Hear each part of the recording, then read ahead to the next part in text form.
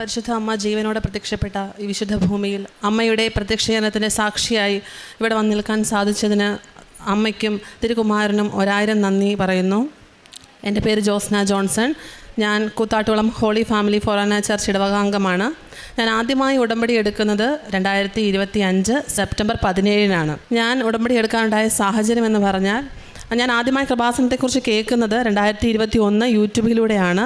ഞാൻ സ്ഥിരമായി ലീവിന് വരുമ്പോൾ കൃപാസനത്തിൽ വന്ന് പ്രാർത്ഥിച്ചു പോകുമായിരുന്നു. ലൈറ്റ് എ ക്യാൻഡിൽ പ്രെയർ ഇട്ട് പ്രാർത്ഥിച്ച ഓരോ കാര്യങ്ങളും എനിക്ക് സാധിച്ചു കിട്ടിയിട്ടുണ്ട്. ഞാൻ 2024 ഓഗസ്റ്റിൽ ബഹ്റിനിൽ നിന്ന് ജോലി നിർത്തി നാട്ടിൽ വന്നു. ന്യൂസിലാൻഡിൽ പോയി അവിടത്തെ ക്യാപ് കോഴ്സ് കഴിഞ്ഞ് ലൈസൻസ് എടുത്തു. 4 മാസം അവിടെ നിന്ന് ജോലി നോക്കി. അവിടെ നിന്ന് ജോലി കിട്ടിയില്ല. ഞാൻ ഓസ്ട്രേലിയ ലൈസൻസ് എടുത്തു. തിരിച്ച് നാട്ടിൽ വന്നു.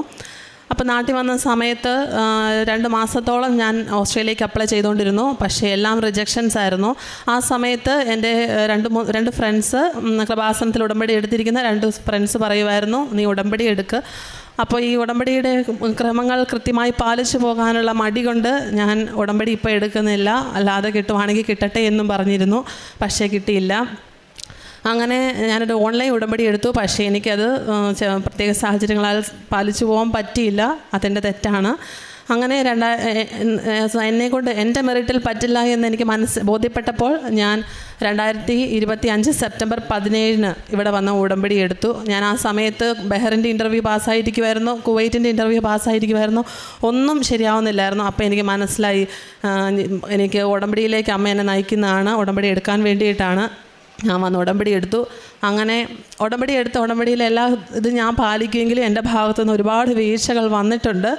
അതായത് എനിക്കൊരു ക്ഷമാസഹനം ഒന്നുമില്ലായിരുന്നു. ഉടമ്പടിയുടെ ക്രമങ്ങളെല്ലാം പാലിക്കുമ്പോഴും ഞാൻ വഴക്കിടാറുണ്ടായിരുന്നു.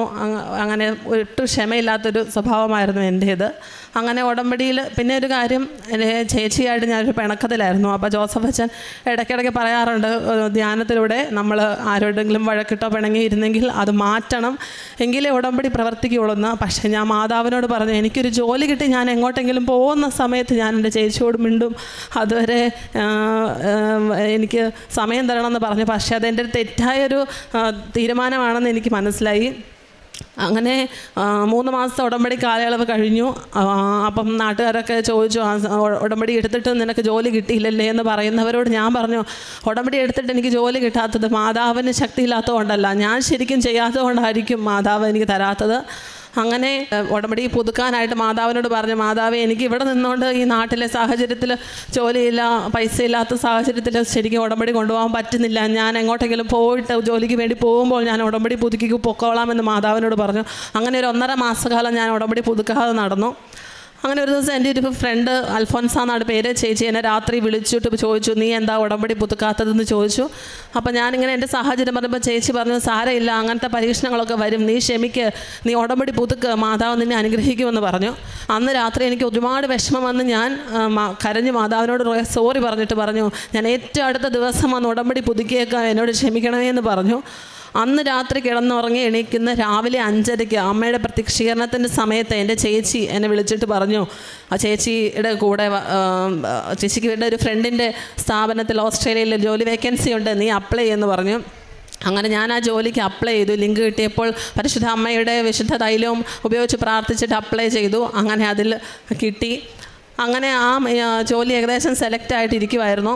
അങ്ങനെ ഞാൻ കൃപാസനത്തിൽ ഉടമ്പടി പുതുക്കാനായിട്ട് വരുന്ന ദിവസത്തിൻ്റെ തലേന്ന് എൻ്റെ മമ്മി വിളിച്ചിട്ട് പറഞ്ഞു, ചേച്ചിയൊക്കെ നാട്ടിൽ വന്നിട്ടുണ്ട്, നീ ഇങ്ങ് വരാൻ പറഞ്ഞു. അപ്പോൾ ഞാൻ മമ്മിയോട് പറഞ്ഞു, അമ്മ, ഞാൻ കൃപാസനത്തിൽ ഉടമ്പടി പുതുക്കാൻ പോവുകയാണെന്ന് പറഞ്ഞു. അപ്പോൾ മമ്മി പറഞ്ഞു, എങ്കിൽ ശരി, നീ പൊയ്ക്കോ, വേറൊരു ദിവസം കാണാമെന്ന് പറഞ്ഞു. അപ്പോൾ ഈ സാക്ഷ്യങ്ങളൊക്കെ കേൾക്കുന്ന സാഹചര്യത്തിൽ എനിക്ക് മനസ്സിലായി, അമ്മ ഉദ്ദേശിക്കുന്നത് ഞാൻ ചേച്ചിയായിട്ടുള്ള പിണക്കം മാറ്റിയിട്ട് കൃപാസനത്തിൽ വരാനാണെന്ന് എനിക്ക് മനസ്സിലായി. ഞാൻ അങ്ങനെ കൃപാസനത്തിൽ അന്ന് വരാതെ ചേച്ചിയുടെ അടുത്ത് പോയി സംസാരിച്ച് അംഗങ്ങളെല്ലാം മാറ്റി ഏറ്റവും അടുത്ത ദിവസം വന്ന് ഉടമ്പടി പുതുക്കിയിട്ട് ഫെബ്രുവരി 16 ഞാൻ ഉടമ്പടി പുതുക്കിയത്. ഇന്ന് ഏപ്രിൽ 24 ആയതേ ഉള്ളൂ. ഈ 2 മാസം കൊണ്ട് എൻ്റെ ഓഫർ ലെറ്റർ വന്നു, മെഡിക്കൽ കഴിഞ്ഞു, ഇന്നലെ എൻ്റെ വിസ വന്നു ഓസ്ട്രേലിയക്കുള്ളത്. അപ്പം ഇത്രയും ടൈം ഷോർട്ടനിങ് ചെയ്ത് തന്ന മാതാവിന് 1000 നന്ദി. ഞാൻ ഈ മെഡിക്കൽ ചെയ്തപ്പോഴും ഓഫർ ലെറ്റർ വന്നപ്പോഴൊക്കെ മാതാവിൻ്റെ വിശുദ്ധ തൈലവും ഉപ്പും എല്ലാം നേർച്ച വസ്തുക്കൾ ഉപയോഗിച്ചിരുന്നു. അങ്ങനെ എൻ്റെ വിസ ഇന്നലെ വന്നു. ഇതാണ് എൻ്റെ ആദ്യത്തെ സാക്ഷ്യം. രണ്ടാമതായിട്ട് ഈ മെഡിക്കൽ ചെയ്തുകൊണ്ടിരുന്ന സമയത്ത് എനിക്ക് ഈ മെഡിക്കലിന് പറയുന്ന എല്ലാ ടെസ്റ്റുകളും ഞാൻ ഇവിടെ നമ്മുടെ നാട്ടിൽ ചെയ്തതാണ്. അപ്പോൾ അതെല്ലാം നോർമലായിരുന്നു. പക്ഷേ മെഡിക്കൽ ചെയ്ത ഹോസ്പിറ്റലിൽ TB ഗോൾഡ് എന്ന് പറഞ്ഞൊരു ടെസ്റ്റ് പോസിറ്റീവായിട്ട് വന്നു. അപ്പോൾ അങ്ങനെ അവർ മെഡിക്കലിന് ഫെയിലാക്കി വിസ റിജക്ഷൻ ആവുന്നുള്ള പേടിയായിരുന്നു. ഹസ്ബൻഡിന് ഭയങ്കര പേടിയായിരുന്നു. പക്ഷേ എനിക്കൊരു ഭയമേ തോന്നിയില്ല. കാരണം ഞാൻ ഹസ്ബൻഡിനോട് പറയുമായിരുന്നു, ഇതൊന്നും എനിക്ക് പേടിയില്ല, കാരണം ഇതൊക്കെ മാറ്റാൻ പറ്റുന്ന ആൾ എൻ്റെ പക്കലുണ്ടെന്ന് ഞാൻ അഹങ്കാരത്തോടെ അല്ലെങ്കിൽ ധൈര്യത്തോടു കൂടി പറയുമായിരുന്നു. അങ്ങനെ അതിനൊന്നും ഒരു പ്രശ്നവും വന്നില്ല. ഞങ്ങൾ പോയി കണ്ടപ്പം അവിടുത്തെ ഡോക്ടർ പറഞ്ഞു, ഇത് കുഴപ്പമില്ല, വിസയ്ക്ക് കുഴപ്പമില്ല, അവരൊരു ഫോം ഫില്ല് ചെയ്യാൻ തരും, അത് ഫില്ല് ചെയ്ത് വിട്ടാൽ മതി എന്ന് പറഞ്ഞു. അങ്ങനെ അതുപോലെ വിസ ആവുന്നതിന് തൊട്ട് മുന്നേ അവരെനിക്ക് ആ ഫോം അയച്ചു. അത് ഞാൻ ഫില്ല് ചെയ്ത് കൊടുത്തു. അതിന് പ്രശ്നമൊന്നും വന്നില്ല. രണ്ടാമതായിട്ട് എനിക്ക് പറയാനുള്ളത്, മൂന്നാമതായിട്ട് പറയാനുള്ളത്, എൻ്റെ ഹസ്ബൻഡിൻ്റെ ബഹ്റിൻ PCC വേണമായിരുന്നു വിസയ്ക്ക്. അപ്പം ഞങ്ങൾ അവിടെ ഗൾഫിലൊക്കെ ഈ ഫിംഗർ പ്രിൻറ്റിങ് ചെയ്യണം. അപ്പം ഞാനത് ചെയ്തിട്ടുള്ളതുകൊണ്ട് എനിക്ക് PCC കിട്ടി. എനിക്ക് 2 പ്രാവശ്യം PCC കിട്ടി. ആദ്യം തന്നത് അവരുടെ ഭാഗത്തെ മിസ്റ്റേക്കായിരുന്നു. രണ്ടാമതും കിട്ടി 2 ആഴ്ചയ്ക്കുള്ളിൽ. പക്ഷേ എൻ്റെ ഹസ്ബൻഡ് ഫിംഗർ പ്രിൻറ്റിങ് ചെയ്യാത്തത് കൊണ്ട് അത് കിട്ടുന്നില്ലായിരുന്നു. അപ്പം നമ്മൾ നാട്ടിലൊരു ഫിംഗർ പ്രിൻറ്റ് എക്സ്പേർട്ടിനെ പോലീസ് ഡിപ്പാർട്ട്മെൻറ്റിൽ പോയി കണ്ട് അദ്ദേഹത്തെ കൊണ്ടാണ് ഫോമെല്ലാം ഫില്ല് ചെയ്യിപ്പിച്ചത്. അത് വെച്ച് അയച്ചിട്ട് 1 മാസമായിട്ട് ആവുന്നില്ല. അപ്പോൾ എൻ്റെ മനസ്സിൽ തോന്നുവാണ് ഒന്നോടെ അപ്ലൈ ചെയ്യാൻ. അങ്ങനെ ഞാൻ ഒന്നോടെ അപ്ലൈ ചെയ്തു. എന്നിട്ടും ഒരാഴ്ച കഴിഞ്ഞിട്ട് ആവുന്നില്ല. അങ്ങനെ ഞാൻ ഡേറ്റ് ഇട്ട് പ്രാർത്ഥിച്ചു. 12-ാം തീയതി മാതാവേ എനിക്ക് തരണേ, കാരണം 1.5 മാസമായി നമ്മൾ ഈ PCC അവർ ചോദിച്ചിട്ട് ഇത് കൊടുക്കാൻ പറ്റിയിട്ടില്ല. 12-ാം തീയതി എനിക്ക് തരണമേന്ന് പ്രാർത്ഥിച്ചു. 12-ാം തീയതി തന്നെ മാതാവ് എനിക്കത് തന്ന് അനുഗ്രഹിച്ചു. അങ്ങനെ ഞങ്ങൾ അത് PCC ഞങ്ങൾക്ക് കിട്ടി. ഇത്രത്തോളം ഞാൻ പ്രേക്ഷിത പ്രവർത്തനങ്ങളായിട്ട് ചെയ്തത് പത്രം കൊടുക്കുമായിരുന്നു. പത്രം കൊടുക്കുമ്പോൾ ഞാൻ പ്രാർത്ഥിക്കും, ഈ പത്രം കിട്ടിയത് കൊണ്ട് എന്തെങ്കിലും ഒരു അത്ഭുതം അവർക്ക്, നടക്കാത്തൊരു കാര്യം അവർക്ക് നടക്കണേ, എന്തുകൊണ്ടാണിത് നടന്നതെന്ന് അവർ ചിന്തിക്കുമ്പോൾ ഇന്ന് ഈ പത്രം കിട്ടിയതുകൊണ്ടായിരിക്കുമോ എന്ന് അവർ ചിന്തിക്കണേന്ന് ഞാൻ പ്രാർത്ഥിക്കുമായിരുന്നു. പിന്നെ അച്ഛൻ്റെ ധ്യാനം കേൾക്കും. പിന്നെ ഡെയിലി ബ്രെഡ് ഡെയിലി കൂടാറുണ്ട്. ആത്മീയ വളർച്ചയായിട്ട് ഞാൻ സാധാ ഒരു കുടുംബ പ്രാർത്ഥന മാത്രം ഉണ്ടായിരുന്ന ഒരു കുടുംബത്തിലാണ് ജനിച്ചത്. വേറെ പ്രത്യേകിച്ച് കൊന്തയോ കാര്യങ്ങളൊന്നും ഞങ്ങൾക്ക് ഇല്ലായിരുന്നു. ഞാനൊരു ഓർത്തഡോക്സ് വിഭാഗത്തിൽ ജനിച്ചതാണ്. പിന്നെ കല്യാണം കഴിഞ്ഞിട്ടാണ് ഇതിലോട്ട് മാറിയത്. അപ്പോൾ എനിക്ക് കൊന്തയൊന്നും അറിയില്ലായിരുന്നു. അങ്ങനെ എൻ്റെ ആത്മീയ വളർച്ചയിൽ എനിക്ക് കൊന്ത വന്നു. കൊന്ത ഞാൻ ഡെയിലി ചൊല്ലുമായിരുന്നു. ബൈബിൾ ഡെയിലി വായിക്കും. എല്ലാ ദിവസവും എല്ലാ ഞായറാഴ്ചയും കുർബാനയിൽ പങ്കെടുക്കാറുണ്ട്. പിന്നെ കാരുണ്യപ്രവർത്തികളായിട്ട് ചെയ്തത് ഭക്ഷണം കൊടുക്കുമായിരുന്നു. ഞങ്ങളെ കൊണ്ടാവുന്ന രീതിയിൽ ക്യാൻസർ രോഗികൾക്ക് ചികിത്സയ്ക്ക് പണം നൽകിയിട്ടുണ്ട്. പാവപ്പെട്ടവർക്ക് പറ്റുന്ന രീതിയിൽ പണം നൽകിയിട്ടുണ്ട്. ഇത്രയേറെ അനുഗ്രഹങ്ങൾ തന്ന് അനുഗ്രഹിച്ച ദൈവമാതാവിനും തിരുക്കുമാരനും 1000 നന്ദി. അവരുടെ കഷ്ടതകളിൽ ദൂതനെ അയച്ചില്ല, അവിടുന്ന് തന്നെയാണ് അവരെ രക്ഷിച്ചത്. തൻ്റെ കരുണയിലെ സ്നേഹത്തിലും അവിടുന്ന് അവരെ കരങ്ങളിൽ വഹിച്ചു. യെശയ്യാ പ്രവാചകൻ്റെ പുസ്തകം 63-ാം അധ്യായം 9-ാം വചനമാണ്.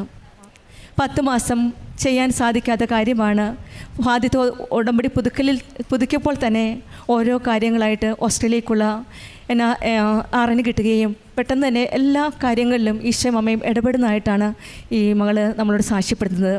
കൃപാസനത്തിൽ വരാൻ തീരുമാനിച്ച ആ ദിവസം തന്നെയാണ് അമ്മ ഒരു അവസരം ഒരുക്കി കൊടുക്കുന്നത് സഹോദരിയുമായിട്ട് രമ്യപ്പെടുവാനും പിന്നെ ഇവിടെ വന്ന് നല്ല മനസ്സോടെ ഒരു നല്ല ഉടമ്പടി പുതുക്കുവാനും സാധിക്കുകയും പിന്നീട് എല്ലാ കാര്യത്തിലും ഈശോയും അമ്മയും ഇടപെടുകയുമാണ്. മെഡിക്കലിന് പോയപ്പോഴും ഭയമില്ലാതെ പോകാൻ സാധിച്ചത് ഉടമ്പടിയിലുള്ള ആ വിശ്വാസം, ഉറച്ച വിശ്വാസം, ആദ്യമൊക്കെ വിശ്വാസമില്ലാത്തൊരു വിശ്വാസവും പിന്നീട് നല്ലൊരു ഉറച്ച വിശ്വാസത്തിലേക്ക് വരികയും ഹസ്ബൻഡിന് ഭയമുണ്ടെങ്കിലും ഭാര്യയ്ക്ക് ഭയമില്ലാതെ ഒരു കുഴപ്പവുമില്ലാതെ ഈശോയും അമ്മയും എൻ്റെ കൂടെ ഉണ്ടെന്നുള്ള പൂർണ്ണ വിശ്വാസത്തോടെ മെഡിക്കലും എല്ലാ ടെസ്റ്റും പാസ്സാകാൻ സാധിക്കുകയും ചെയ്ത് ഇന്ന് പരിശുദ്ധമ്മയുടെ സന്നിധിയിൽ പരിശുദ്ധമ്മയുടെ പ്രത്യക്ഷീകരണത്തിൻ്റെ സാക്ഷിയായിട്ടാണ് അമ്മയ്ക്ക് നന്ദി പറയുവാൻ വന്നിരിക്കുന്നത്. ഈശോയും അമ്മയും നമ്മുടെ കൂടെയുണ്ടെങ്കിൽ നമുക്കൊന്നും ഭയപ്പെടേണ്ട ആവശ്യമില്ല. വിജയമുണ്ടെങ്കിൽ സ്നേഹം, പരാജയമാണെങ്കിൽ അകലമാണ് നമ്മുടെ ജീവിതത്തിൽ. പക്ഷെങ്കിൽ ദൈവസ്നേഹം ഒരു സാഹചര്യത്തിലും മാറാത്ത ഒരു സ്നേഹമാണ്. നമ്മൾ ഏതവസ്ഥയിലായിരുന്നാലും വീണാലും തളർന്നാലും നമ്മെ കാത്തു പരിപാലിക്കുന്ന, നമ്മെ താങ്ങി നിർത്തുന്ന ഒരു ദൈവമാണ് നമ്മുടെ കൂടെയുള്ളത്. ദൈവത്തിൻ്റെ അചഞ്ചലമായ സ്നേഹം സാഹചര്യങ്ങൾക്കനുസരിച്ചല്ല, പക്ഷെ നമ്മുടെ വിശ്വസ്തതയും വിശ്വാസത്തെയും അനുസരിച്ചാണ്. പരിശുദ്ധ അമ്മയിലൂടെ ദൈവസന്നിധിയിൽ നമ്മുടെ പ്രാർത്ഥന നമുക്കിന്ന് സമർപ്പിക്കാം. ജീവിതത്തിലെ ബുദ്ധിമുട്ടുകൾക്കിടയിലും ദൈവം നമ്മുടെ പ്രാർത്ഥന കേൾക്കുമെന്ന പൂർണ്ണ വിശ്വാസത്തോടെ നമ്മുടെ എല്ലാ പ്രശ്നങ്ങളും പ്രതിസന്ധികളും ഈശോയുടെ കരങ്ങളിൽ സമർപ്പിക്കാം. കൃപാസനം അമ്മയുടെ മധ്യസ്ഥതയിലൂടെ ഈശോയുടെ അചഞ്ചലമായ സ്നേഹം, ദൈവത്തിൻ്റെ കൃപ നാം അനുഭവിക്കാൻ സാധിക്കട്ടെ എന്ന് പ്രാർത്ഥിക്കാം. ജോസ്ന ജോൺസൺ കുടുംബത്തിൽ ലഭിച്ച ഈ അനുഗ്രഹങ്ങൾക്ക് നമുക്ക് കരങ്ങളടിച്ച് ദൈവത്തെ മഹത്വപ്പെടുത്താം. യേശുവേ നന്ദി, യേശുവേ സ്തുതി. Ave Maria.